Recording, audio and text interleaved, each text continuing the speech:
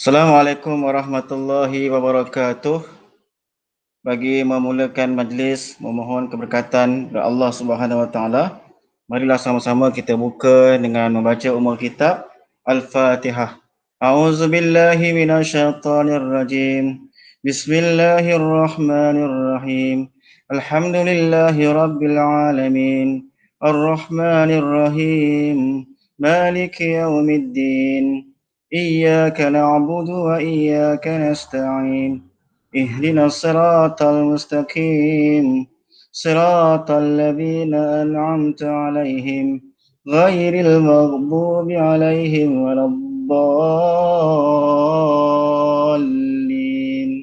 آمين. الحمد لله رب العالمين والصلاة والسلام على أشرف الأنبياء والمرسلين وعلى آله وأصحابه أجمعين. سبحانك لا علم لنا إلا ما علمتنا إنك أنت العليم الحكيم. رب اشرح لي صدري ويسر لي أمري واحلل عقدة من لساني يفقه قولي. اللهم رب جبريل وإسرافيل وميكائيل فاتر السماوات والأرض عالم الغيب والشهادة أنت تحكم بين عبادك فيما كانوا فيه يختلفون اهدنا لما اختلف فيه من الحق بإذنك إنك تهدي من تشاء إلى صراط مستقيم. أما بعد. Pertama-tamanya marilah sama-sama kita memanjatkan kesyukuran kehadirat Allah Subhanahu Wa Taala kerana dalam kesempatan ini dapat lagi kita meneruskan siri kuliah maghrib kita walaupun secara virtual. Apa khabar semua kepada sahabat-sahabat di luar sana, dan sekarang ini menyaksikan kita sedang diuji dengan berbagai-bagai musibah, ya, dengan musibah COVID-19-nya, ya. Kemudian yang terbaru ni dengan ditimpa banjir di Johor, di Pahang dan beberapa buah negeri. Dilaporkan banjir kali ini dalam keadaan yang agak teruk juga, agak buruk juga. Ini semua adalah ujian daripada Allah SWT, dan ujian-ujian itu mungkin juga melibatkan diri kita sendiri, ya. Dengan COVID ni mungkin ada yang dibuang kerja, mungkin ada yang dipotong gaji, ataupun begitu jugalah ada yang banjir yang menimpa ni mungkin melibatkan orang-orang yang tersayang, ibu bapa kita, saudara mara kita. Ini adalah semua ujian daripada Allah Subhanahu Wa Taala. Jadi sama-samalah kita bersabar dengan ujian Allah SWT. Firman Allah SWT, A'udzubillahi minasyaitonirrajim, wala nabluwannakum bisyai'im minal khawfi wal ju' wa naqsim minal amwali wal anfus wath thamarat wa basyiris sabirin. Kata Allah, dan kami pasti akan menguji kamu dengan sedikit ketakutan, kelaparan, kekurangan harta, jiwa dan buah-buahan, dan sampaikanlah khabar gembira kepada orang-orang yang sabar. Sama-samalah kita mendoakan sahabat-sahabat kita, ya, yang sekarang diuji dengan bencana banjir, dan insya-Allah nanti hari Sabtu grup kita daripada surah An-Nur pun akan melaksanakan tugasan untuk menyantuni sahabat-sahabat kita di Raub ni, untuk kita memberikan sedikit sebanyak bantuan yang boleh kita bantu daripada pihak kita daripada surah An-Nur, insya-Allah. Baiklah, pada malam ini kita sambung lagi kuliah kita, insya-Allah.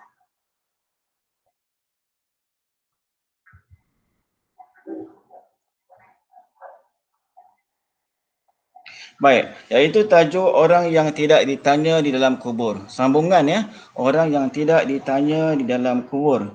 Pada bulan yang lepas kita telah sebutkan sebahagian daripada orang-orang yang tidak ditanya di dalam kubur. Maksudnya orang-orang ini tidak akan mendapat fitnah kubur, tidak akan disoal di dalam kubur oleh dua malaikat Munkar dan Nakir. Okey, sebelum kita mulakan kuliah kita yang seterusnya, elok juga kalau kita imbau kembali siapakah antaranya orang yang tidak ditanya di dalam kubur. Istimewa lah, istimewa orang yang tidak ditanya di dalam kubur ni, ya. Baik, yang pertamanya kerana disebabkan amalan, sebab amalan. iaitu kerana mati syahid perang fi sabilillah. Perang fi sabilillah. Kemudian sebab yang kedua kerana musibah yang membawa kepada kematian.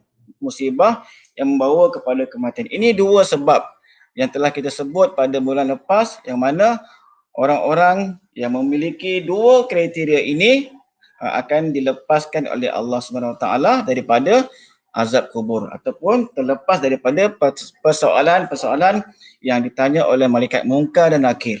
Hadis daripada Abu Hurairah radhiyallahu an bahawa Rasulullah sallallahu alaihi wasallam bersabda, "Asyuhada'u khamsatun." Dikatakan orang yang syuhada itu, orang yang mati syahid itu ada 5. Ada 5. Al-mata'un. Siapa dia? Orang yang mati syahid itu ada 5. Yang pertama al-mat'un, iaitu orang yang mati kerana wabak. Mati kerana wabak, ya. Wal mabtun, dan juga orang yang mati kerana ada sakit di dalam perut. Orang yang mati kerana sakit dalam perut juga dianggap sebagai mati syahid, ya. Mati yang pertama kerana wabak, kerana dia dianggap sebagai mati syahid, maka terlepaslah daripada azab kubur.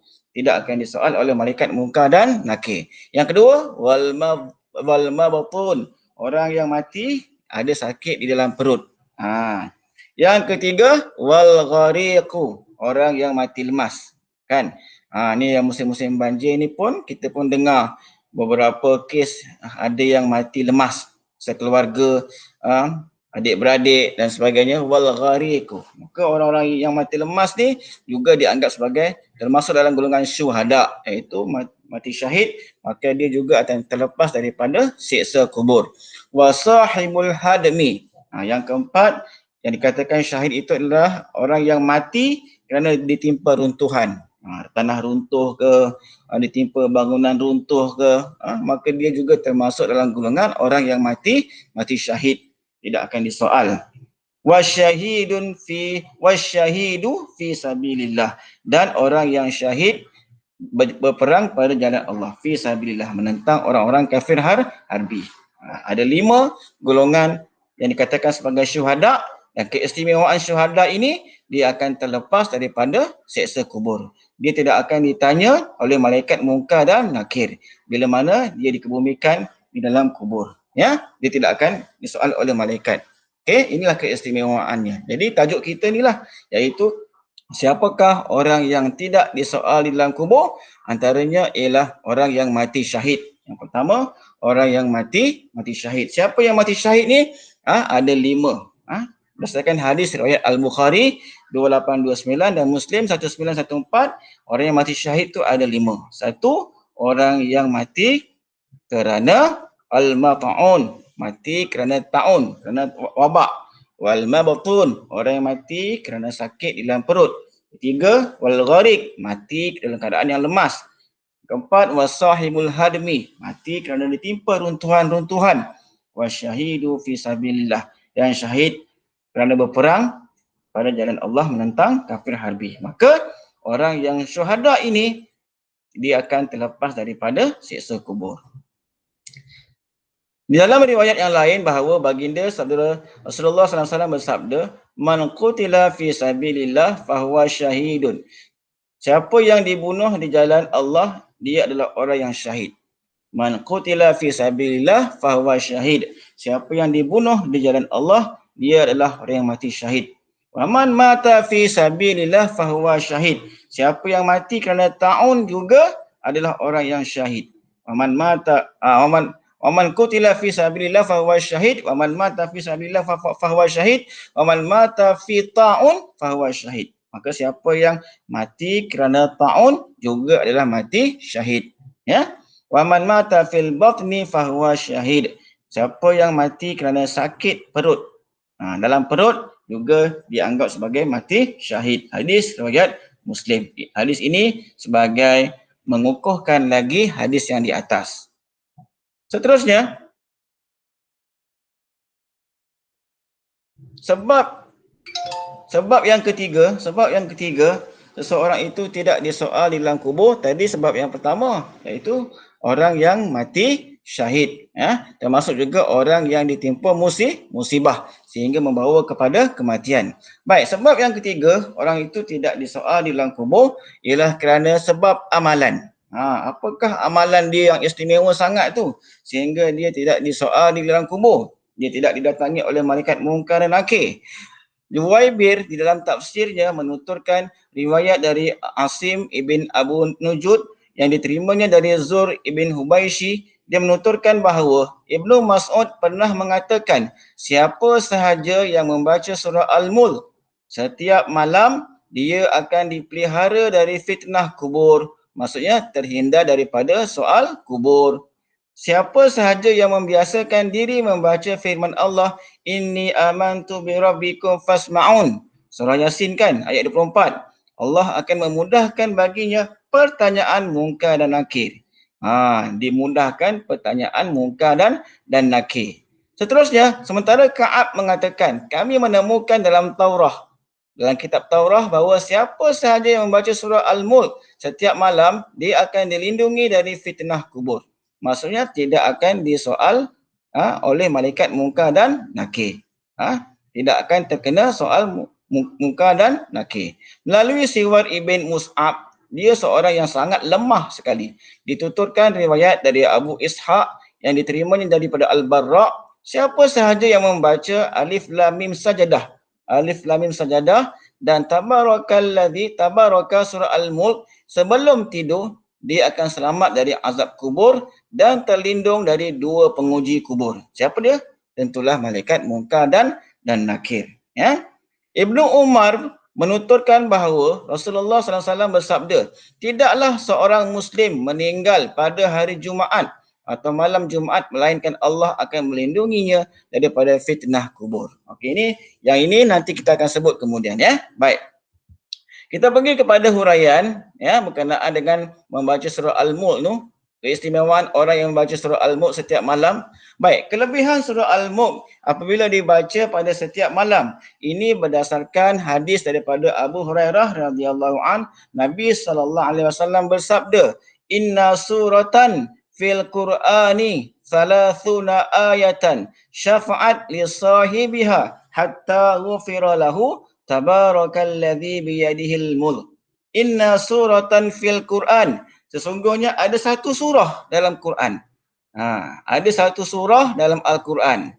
Salasuna ayatan. Padanya surah itu ada 30 ayat. Ada satu surah dalam Quran, surah itu pula 30 ayat, syafaat li sahibiha. Dan dia akan memberi syafaat kepada seseorang lelaki. Dia akan memberi syafaat kepada pembacanya. Dia akan memberi syafaat kepada pembacanya. Syafaat itu memberi bantuan lah kepada pembaca-pembacanya. Hatta ghufira lahu. Sehingga dia akan diampunkan oleh Allah Subhanahu wa taala. Apa surah tersebut? Tabarakalladzi biyadihil mulk. Ia adalah surah Al-Mulk.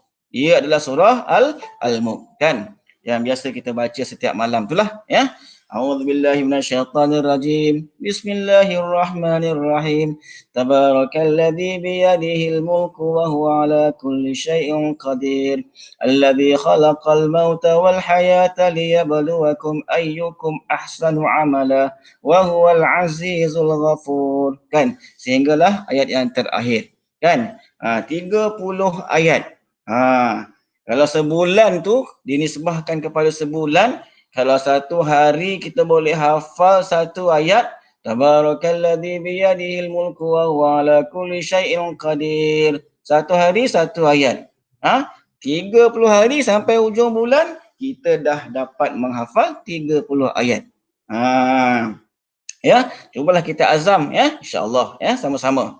Baik. Daripada Ibnu Abbas radhiyallahu anhuma, beliau berkata, beberapa orang sahabat Nabi menggali tanah. Beberapa orang sahabat Nabi menggali tanah tanpa menyangka itu adalah kubur. Maka didapati padanya seorang lelaki yang membaca surah Al-Mulk hingga tamat. Lantas beliau menemui Nabi SAW lalu berkata, lelaki tadi tu jumpa Nabi sebab dia jumpa satu peristiwa yang ajaib. Ya Rasulullah, wahai Rasulullah, ini darabtu khibai ala qabrin. aku menggali tanah. Aku menggali tanah. Tanpa aku menyangka itu adalah kubur. Wa ana la ahsibu annahu qabrun. Aku gali tanah. Kata sahabat tersebut. Aku gali tanah. Tapi aku tak sedar. Tempat yang aku gali itu rupanya kubur. Rupanya kubur. Fa idza fihi insanun yaqra'u surata tabarakal mulki hatta khatamaha. Maka ketika aku gali tanah tu, rupa-rupanya aku menggali kubur. Dan ketika itu aku mendengar suara seorang lelaki membaca surah Tabarakalladzi. Tabarakalladzi itu surah Al-Mulk lah. Daripada awal hingga akhir. Ajaib sungguh. Lalu lelaki itu pun mengadukan kepada Nabi SAW. Faqala, maka sabda Nabi SAW, qala Rasulullah SAW, hiya al-mani'ah. Ia al-mani'ah. Surah tersebut al-mani'ah adalah penegah. Adalah penegah. Apa maksud surah Al-Mulk tu menjadi penegah? Sambung lagi, hiya al-munjiyah. Dan juga surah Al-Mulk itu sebagai penyelamat. Yang hijau tu al-mani'ah, iaitu penegah. Kemudian yang biru tu al-munjiyah, iaitu penyelamat. Menyelamat daripada apa? Tunjihi min azabil qabri. Menyelamatkannya daripada azab kubur. Riwayat At-Tirmizi. Bermaksud istimewa sungguhlah orang yang si mati tersebut. Kerana pada hayatnya sering setiap malam membaca surah Al-Mulk. Dan menjadi darah daging dia. Menjadi zikir dia. Menjadi wirid di setiap malam. Membaca surah Al-Mulk sebelum tidur. Jadi keistimewaannya sehingga dalam kubur pun dia baca juga surah Tabarakalladzi. Daripada awal hingga akhir. Terkejutlah lelaki tadi. Itulah keistimewaannya. Jadi kata Nabi, hiya al-mani'ah. Surah itu al-mani'ah. Dia menjadi penegah. Nabi kata lagi, surah itu al-munjiyah. Menjadi penyelamat. Apa dia? Tunjihi min azabil qabri. Menyelamatkan tuannya daripada azab kubur. Syekh Al-Mubarakfuri berkata, maksud al-mani'ah dalam ayat tu penegah dan menyelamatkan daripada azab kubur. Dengan sebab itulah ucapan selepas itu Rasulullah menyebut menyelamat daripada azab kubur.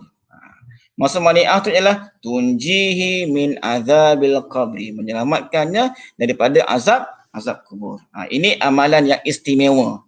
Yang mana tidak akan didatangi oleh malaikat untuk menyoal munkar oleh malaikat munkar dan nakir. Bagi orang yang sentiasa membaca surah Al-Mulk dalam kehidupannya setiap hari. Baik. Seterusnya, berdasarkan perbahasan di atas, kelebihan untuk menyelamatkan dari azab kubur adalah khusus kepada pembaca. Yang dikatakan dalam hadis tadi itu, kelebihan dia itu adalah kepada pembaca surah Al-Mulk. Masa hidup sering membaca surah Al-Mulk, maka dapatlah kelebihannya. Maksudnya apa? Dia akan dihindari daripada azab kubur. Surah itu akan menjadi mani'ah ataupun menjadi penegah daripada terkena azab kubur. Tapi macam mana pula? Sampaikah pahala bacaan surah Al-Mulk kalau kita baca kepada si mati? Kalau kita baca kepada si mati, sampai tak bacaan ni? Baik, kelebihan membaca Al-Quran dan secara umumnya apabila diniatkan kepada si mati, maka kami lebih cenderung kepada pendapat yang menyatakan sampai pahala tersebut. Sampai pahala tersebut. Apa-apa surah Quran pun kita baca, kita niatkan kepada si mati sampai pahalanya. Tapi dicadangkan supaya disertai dengan doa kepada si mati.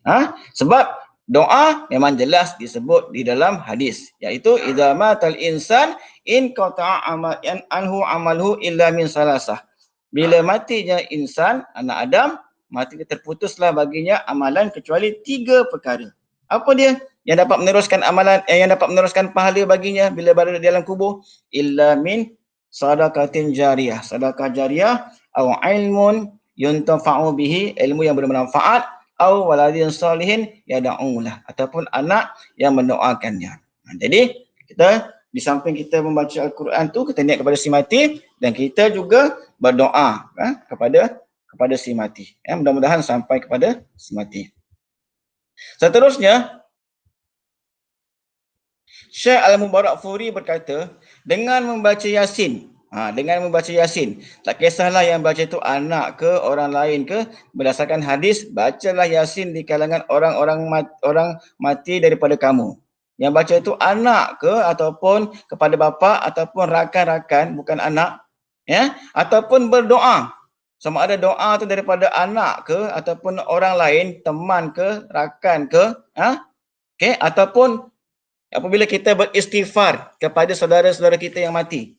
Ini merupakan amalan Nabi. Iza faza'a min dafnil mayyit waqafa alaihi waqal. Nabi bila selesai mengebumikan jenazah, Nabi akan berdiri di tepi kubur waqal, dan Nabi akan istaghfiru li akhikum. Nabi menyuruh kepada para sahabat, hendaklah kamu beristighfar kepada saudara kamu, minta ampun bagi pihak saudara kamu. Was'alu lahu tasbit, dan doa supaya dia diberikan at-tasbit, diberi sabat, iaitu diberikan ketetapan lisan untuk menjawab, diberikan ketetapan iman untuk menjawab, lidah yang lancar untuk menjawab soalan-soalan munkar dan nakir. Fa innahu al-an yus'al, kerana dia ketika itu sedang disoal. Ketiga-tiga perkara ni adalah merupakan arahan ataupun galakan-galakan daripada hadis. Sama ada membaca Yasin oleh anak ataupun orang lain, sama ada berdoa daripada anak ataupun orang lain, ataupun kita beristighfar, kita memohon supaya mayat itu diberikan tasbih, diberikan lidah yang lancar untuk menjawab soalan-soalan munkar dan nakir, juga daripada hadis. Sama ada daripada anak ataupun orang lain, maka dihubungkan kepada si mati setiap sesuatu yang dilakukan oleh orang lain. Maksudnya sampai. Sama ada anak yang baca Yasin, anak yang doa, ataupun anak yang beristighfar, mohon ayah ni diampunkan dan juga supaya diberikan lidah yang lancar menjawab, ataupun orang lain yang tolong bacakan Yasin, orang lain yang tolong doakan kita, ataupun orang lain yang istighfar, bukan anak kita, orang lain, bila kita mati, orang lain yang mohon istighfar, dan juga minta supaya diberikan penangguhan lidah untuk menjawab. Semuanya akan sampai, akan sampai kepada si mati. Faedahnya insya-Allah. Ini adalah seperti mana yang dikemukakan pendapat oleh Imam Al-Syaukani. Jumhur ulama mazhab berpendapat bahawa doa dapat memberi manfaat kepada si mati. Imam An-Nawawi berkata, ijma' ulama berpendapat bahawa doa ke atas si mati dapat memberi manfaat dan sampai pahala kepadanya. Boleh tengok Al-Azkar halaman 150. Begitu juga dengan firman Allah Subhanahu wa taala, walladzina ja'u min ba'dihim yaquluna rabbana ighfir lana wa li ikhwanina alladzina sabaquna bil iman wa la taj'al fi qulubina ghillan lil ladzina amanu rabbana innaka ra'ufur rahim. Dan orang-orang Islam yang datang kemudian daripada mereka berdoa dengan berkata, wahai Tuhan kami, ampunkanlah dosa kami dan dosa saudara-saudara kami yang mendahului kami dalam iman, dan janganlah engkau jadikan dalam hati perasaan hasad, dengki dan dendam terhadap orang-orang yang beriman. Wahai Tuhan kami, sesungguhnya engkau amat melimpah belas kasihan dan rahmatmu. Surah Al-Hashr ayat 10. Sebagai bukti bahawa kita ini, bila kita berdoa kepada saudara-saudara kita, doa kita itu insya-Allah akan sampai. Digalakkan berdoa. Bukan hanya untuk diri kita, bukan untuk ahli keluarga kita sahaja, bahkan orang-orang yang telah mendahului kita, yang telah pergi meninggal lebih awal, yang beriman, yang telah pergi lebih awal daripada kita. Mudah-mudahan Allah SWT tempatkan bersama dengan para salihin, insya-Allah. Baik. Seterusnya, sebab yang ketiga seseorang itu tidak disoal di dalam kubur ialah kerana zaman. Lebih lanjut, Al-Hakim mengatakan siapa sahaja yang meninggal pada hari Jumaat akan tersingkap tabir yang menutupi apa yang menjadi miliknya di sisi Allah. Sebab pada hari Jumaat itu neraka Jahanam tidak dinyalakan. semua pintunya ditutup dan para penguasa di neraka tidak bekerja sebagaimana pada hari-hari lainnya. Jika Allah mencabut nyawa seseorang hamba yang taat mengabdi padanya pada hari Jumaat, yang demikian itu merupakan tanda kebahagiaan dan kebaikan tempat kembalinya. Dia tidak mencabut nyawa pada hari Jumaat, melainkan telah ditetapkan bagi mereka yang dicabut nyawanya itu kebahagiaan di sisinya. Oleh kerana itu, dia akan selalu melindunginya daripada fitnah kubur. Ya. Mengenai hal ini, penulis berpendapat sebagai pelengkap dapat dikatakan bahawa orang yang meninggal hari Jumaat akan memperoleh pahala orang yang mati syahid. Dia menempati posisi orang yang mati syahid sehingga tidak diuji di dalam kubur. Ini yang ketiga. Yang ketiga adalah kerana apa? Kerana masa. Masa bila? Meninggal pada hari Jumaat. Mendapat keistimewaan. Sebagaimana ni yang diriwayatkan oleh Abu Nuaim dalam Al-Hilyah dari Jabir, dia menceritakan Rasulullah SAW bersabda, barang siapa yang meninggal dunia pada hari Jumaat atau malam Jumaat, dia akan diselamatkan dari azab kubur dan akan datang pada hari kiamat kelak dengan predikat syahid menempel pada dirinya. Termasuk dalam orang yang mati syahid. Okey. Baik, dalam kes ni macam mana ya? Ada pendapat di sini mengatakan orang yang mati hari Jumaat adalah termasuk orang yang mati syahid dan orang itu akan terlepas daripada azab kubur. Baik, kita rujuk kepada pendapat yang lain pula. Okey. Menurut Dr. Zulkifli, dalam Bayan Linnasnya berdasar tentang mati dekat hari Jumaat ni, adakah dia termasuk dia akan terlepas daripada siksa kubur? Baik, berdasarkan hukum-hukum hadis yang kami nyatakan di atas, Dr. Zulkifli sering kali membahasakan kami kami memilih dan cenderung untuk mengatakan bahawa tiada hadis yang sahih dalam menceritakan akan kelebihan orang yang meninggal pada hari Jumaat atau malam Jumaat. Tak ada hadis sahih yang mengatakan kelebihan-kelebihan orang yang meninggal pada hari Jumaat atau siang hari Jumaat. Tambahan pula, kami nyatakan di sini bahawa barang siapa yang meninggal hari Jumaat atau malam Jumaat menunjukkan bahawa orang tersebut memperoleh husnul khatimah, iaitu pengakhiran yang baik. Walaupun begitu, bagi yang menyatakan mati pada hari Jumaat atau malam Jumaat mendapat kelebihan tertentu berdasarkan kepada beberapa syarat dan juga berdasarkan kepada mafhum nas-nas yang banyak. Antaranya ialah mati dalam keadaan Islam, mati dalam keadaan beriman, tidak mati dalam keadaan melakukan maksiat kepada Allah Subhanahu Wa Taala. Walau bagaimanapun, hari Jumaat adalah sebaik-baik hari, sebagaimana yang dinyatakan dalam hadis oleh Abu Hurairah radhiyallahu anhu bahawa Nabi sallallahu alaihi wasallam bersabda, khairu yaumin tala'at alaihi syamsu yaumul jumu'ati fihi khuliqa Adam wa fihi udkhilal jannah wa fihi ukhrija minha wa la taqumus sa'atu illa fi yaumil jumu'ah. Maksudnya sebaik-baik hari Jumaat. Terbit matahari adalah hari Jumaat. Padanya diciptakan Adam AS. Pada hari itu juga dimasukkan ke dalam syurga. Pada hari itu juga dikeluarkan daripadanya syurga. Dan tidak akan berlaku kiamat melainkan pada hari Jumaat. Hadis riwayat Muslim, hadis 1411.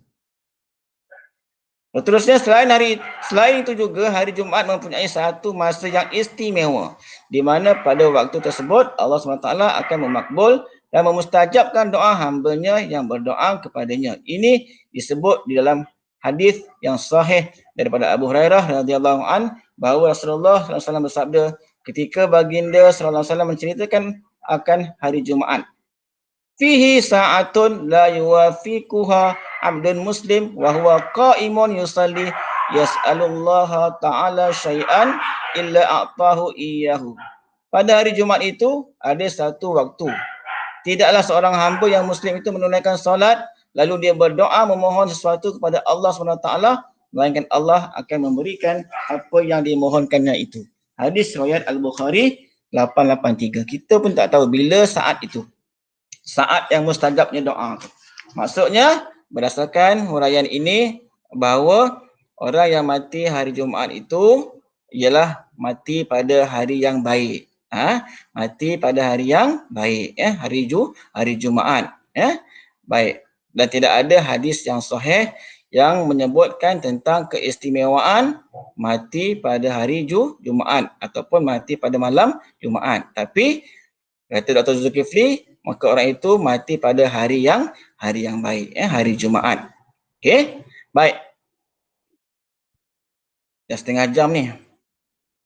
Baik, yang terakhir, adakah kanak-kanak dikenakan soal kubur? Adakah kanak-kanak dikenakan soal kubur? Okey. Baik. Mengenai hal ini, Ibnu Al-Qayyim telah membahaskan dalam Ar-Ruh, dalam kitab Ar-Ruh. Di dalamnya dia mengemukakan dua pendapat para ulama mengenai mazhab Hanbali, yang salah satunya menyatakan bahawa anak-anak itu ditanya di dalam kubur.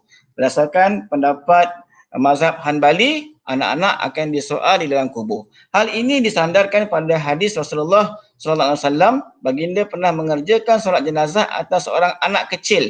Lalu baginda berdoa, ya Allah, lindungilah dia daripada azab kubur. Namun, pendapat yang kedua menyatakan bahawa anak-anak tidak ditanya di dalam kubur. Mereka kerana pertanyaan itu hanya ditujukan kepada orang-orang yang mampu memahami bahawa Rasulullah adalah utusan Allah. Dia ditanya apakah dia beriman kepada Rasulullah ataupun tidak. Ada dua pendapat lah tentang adakah anak-anak yang mati ni akan disoal di dalam kubur. Pendapat yang pertama, ya. Pendapat yang kedua, tidak akan disoal. Baik. Seterusnya, para sahabat kami yang menganut mazhab Syafi'i berpendapat bahawa seorang anak tidak perlu ditalqin setelah dikuburkan. Demikianlah yang disebutkan oleh Imam An-Nawawi baik dalam Ar-Rawdah, kitab Ar-Rawdah maupun buku-buku lain. Itulah dalil yang menunjukkan bahawa anak-anak tidak ditanya di dalam kuburnya sebagaimana telah difatwakan oleh Al-Hafiz Ibn Hajar Al-Asqalani. Kalau mengikut mazhab kita, anak-anak yang mati ini tidak akan disoal di dalam kubur. Sebab itulah anak-anak yang mati ini dikebumikan dan tidak ditalkinkan. Wallahu a'lam. Mudah-mudahan dalam pertemuan kita selama 32 minit ini memberikan sedikit sebanyak ilmu kepada diri kita. Mudah-mudahan kita berusahalah meraih keredaan Allah Subhanahu Wa Taala. Apa saja amalan yang kita buat, mudah-mudahan dapat mendekatkan diri kita kepada Allah Subhanahu Wa Taala. Dan mana-mana peluang-peluang yang telah dinyatakan untuk kita ini boleh melepaskan diri kita daripada soal oleh malaikat, kita cubalah, kita berdoa, kita mohon kepada Allah SWT berikan kekuatan. Mudah-mudahan kita dimatikan oleh Allah SWT dalam husnul khatimah. Allahumma inna nas'aluka husnul khatimah wa la takhtim alaina bisu'il khatimah. Wallahu a'lam. Aqulu qawli hadha wa astaghfirullahal azim li wa lakum wa lisairil muslimina wal muslimat. Fastaghfiruh innahu wal ghafurur rahim. Assalamualaikum warahmatullahi wabarakatuh. Subhanakallahumma wa bihamdik asyhadu an la ilaha illa anta astaghfiruka wa atubu ilaik.